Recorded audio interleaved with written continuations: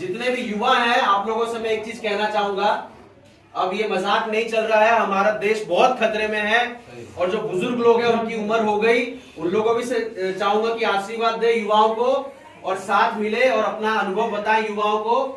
65% युवा है भारत में, कितने? अगर अब हमने भारत को और उत्तर प्रदेश को नहीं बनाया तो कभी नहीं बनेगा, ये मैं आपको लिख के दे रहा हूं। और युवा को जानबूझ के रोजगार से ये लोग दूर रख रहे हैं, जानबूझ के हिंदू मुस्लिम करा रहे हैं ताकि युवा सोच समझ ना सके और आपस में लड़ते रहे। जब आपस में लड़ेगा तभी ये लोग जीत पाएंगे। अगर सोचेंगे हम कि क्या कारण है भाई शिक्षा पर टैक्स ले रहे हो आप, उनसे प्रश्न पूछेंगे, उनके पास जवाब नहीं होगा।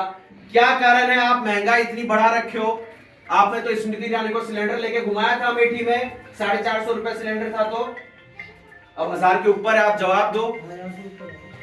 तो ये सब जवाब पूछेंगे हम, आप जवाब नहीं पूछेंगे, इसीलिए आप लोग को आपस में वो लड़ा रहे हिंदू मुसलमान के नाम पे। ना वो हिंदू के संरक्षण है, ना हिंदू के चहेते हैं, ना मुसलमान के किसी को नहीं मानते। वो बोल रहा हूं मुसलमान भाई भी जो यहाँ है, हिंदू को तो इन लोगों ने कर ही रखा है, मुसलमान को भी ओबीसी जैसे लोग आपको आके बोल देते हैं आपके बीच, तो आप लोग वहां भी चले जाते हैं। गलत बोल रहा हूं सही बोल रहा हूं? लेकिन ओबीसी क्या है, किसकी पार्टी है, क्या है, तो आपको डिटेल में जाओगे तो आपको पता चलेगा किसके साथ रहते हैं वो। ओबीसी ने कुछ समय पहले कहा कि राहुल गांधी जी हैदराबाद तेलंगाना में चुनाव लड़े, हम उनकी यहां जमानत जब्त कर देंगे। ओबीसी ने कहा कि मोदी और योगी, जो राहुल गांधी जी के वोटर है वो भी मोदी और योगी के सपोर्टर है। तो इस प्रकार से बयान से पता चलता है कि कौन किस तरफ है, कौन किस तरफ नहीं है। ये राजनीति बहुत ही अलग चीज होती है, आप लोगों को सबको पता होगा, आप लोग विद्वान लोग हैं, बड़े बुजुर्ग हमारे साथ हैं। लेकिन कांग्रेस एक ऐसी पार्टी है भाई साहब, आजादी के 77 साल हो गए, उसके बावजूद भी हम जमीन पे आए, रोड पे आए, हमने लगातार बारिश में, सर्दी में, गर्मी में पैदल चले, लगातार आप लोगों से मुलाकात की और जो समस्या थी वो समझी। सारे टेलीविजन मीडिया आप उठा के देख लीजिए, आप लोग देखते होंगे सिर्फ मोदी मोदी। उत्तर प्रदेश में देखिए योगी योगी, सिर्फ उनका चल रहा है। और उसके बाद भी अगर हम ये नहीं समझे कि सरकार क्या चाह रही है क्या नहीं चाह रही है, तो ये हमारे में कमी है। तो राहुल गांधी जी ने आपकी आवाज उठाने के लिए जमीन पे आए। वो राहुल गांधी जी ने सोचा, जब ये यात्रा जब बन रही थी, जब रूट मैप तैयार हो रहा था, जब वो फैसला किया जा रहा था कि कौन कौन से राज्य में से जाएंगे, तो हमने सोचा पूरे भारत के जो मानचित्र में कन्याकुमारी है, दक्षिण में सबसे नीचे समुद्र के किनारे, वहां से लेके भारत के शीर्ष तक जाएंगे, कश्मीर तक। राहुल गांधी जी के घुटना में चोट भी लगा हुआ है, सूजन रहता है। प्रत्येक दिन यात्रा के बाद उनका डॉक्टर आके इलाज करता था, अगले दिन के लिए वो तैयार होते थे। लगातार उन लोगों ने आपके लिए हर राज्य में पैदल चला और वो किसानों से मिले, मजदूरों से मिले, दलित से मिले, पिछड़ों से मिले, मुसलमान से मिले, माताओं बहनों युवा से मिले और समझने की कोशिश की कि भारत में क्या कमी है, किस प्रकार से ये लोग आके अगर कहते हैं हिंदू मुसलमान आपस में लड़ाई लगाते हैं, हिंसा फैलाते हैं, तो हम लोग आपस में लड़ लेते हैं, हम लोग जात धर्म पे आ जाते हैं। और इन लोगों ने हमें मीडिया में दिखाने से मना कर दिया, टीवी में, तो भी हम लोग लगातार अपने हिसाब से चलते रहे और जनसंपर्क करते रहे। हम लोग भी जब यात्रा में चलते थे, जो गांव घर बीच में आता था, आप लोगों से बातचीत करते थे, समझने की कोशिश करते थे। क्योंकि मेरा एक मानना है, अगर आप देखे होंगे आजकल यहाँ हमारे यहाँ चलता है, कहीं बाढ़ आ जाता है तो लोग हेलीकॉप्टर से दौरा करते हैं, करते नहीं करते नेता लोग? अब उसको हेलीकॉप्टर से क्या पता नीचे क्या हुआ है क्या नहीं हुआ है, ये दिखावा है। तो जमीन पे आने का काम राहुल गांधी जी ने किया, आप लोगों के लिए किया। और इस मौके पे आप लोग अगर साथ ना दे तो भाई साहब फिर तो मैं क्षमा चाहूंगा, हम लोग इससे ज्यादा क्या कर सकते हैं।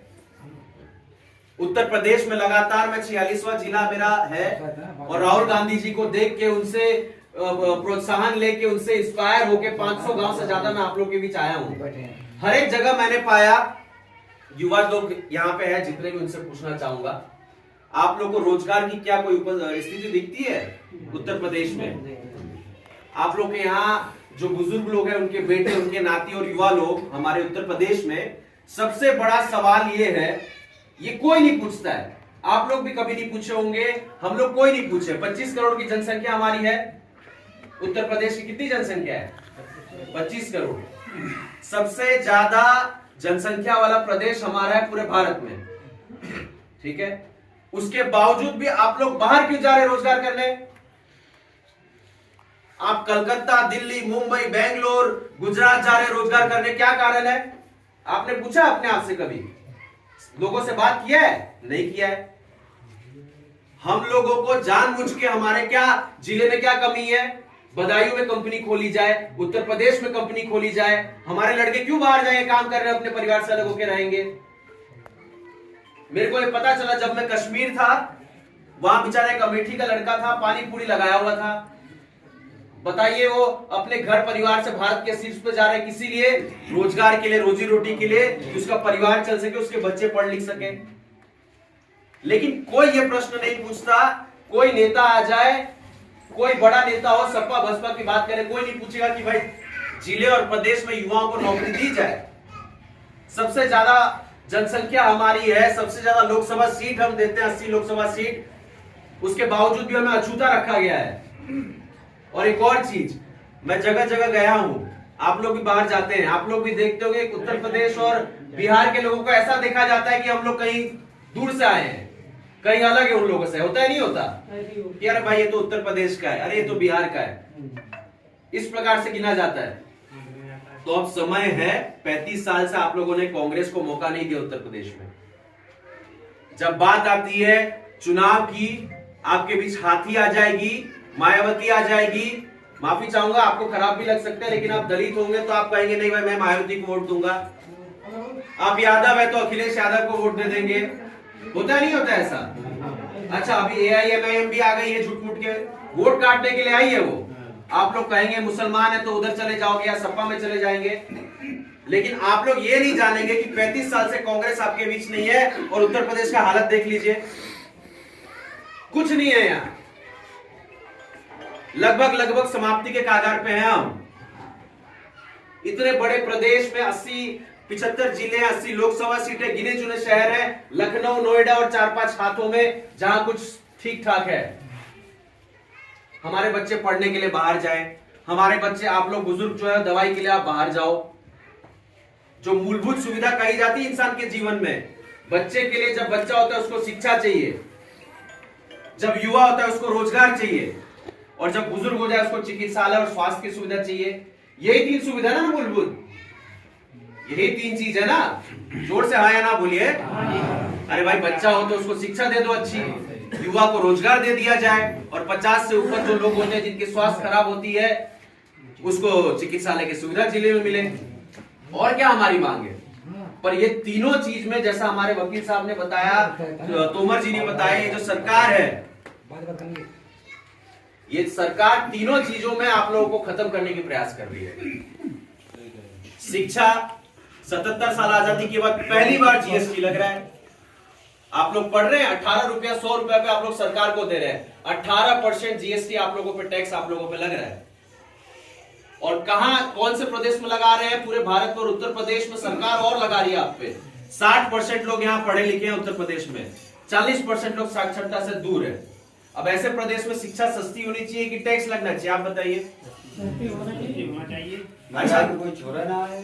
दूसरी बात, जब रोजगार की आ जाए, रोजगार की स्थिति आप लोग को पता है क्या है क्या नहीं है। 2 करोड़ का रोजगार कहा था मोदी जी देंगे साल, हर प्रत्येक साल। कितना रोजगार मिला है, क्या नहीं मिला है, वो तो आप लोग ही जानते हैं, किसी से छुपा नहीं है। और जब चिकित्सालय की बात आती है बुजुर्गों की, तो कोरोना जैसे चीजों में हमने देखा कितनी मारामारी हो गई हमारे भारत में, हमारे प्रदेश में। लोगों को दवाई नहीं मिल रहा था, दवाई मिल रही थी तो महंगे महंगे मिल रहे हैं, लोग परेशान थे। ये तीनों चीजों में हम लोग की हालत खराब कर दी इस सरकार ने। किए नहीं किए? और उसके बाद भी अगर ये सरकार जीत के आ रही है, इसलिए जीत के आप लोग जिता रहे हैं कि भाई ये मंदिर बना देगा, मस्जिद बना देंगे, तो ये हमारी गलती है।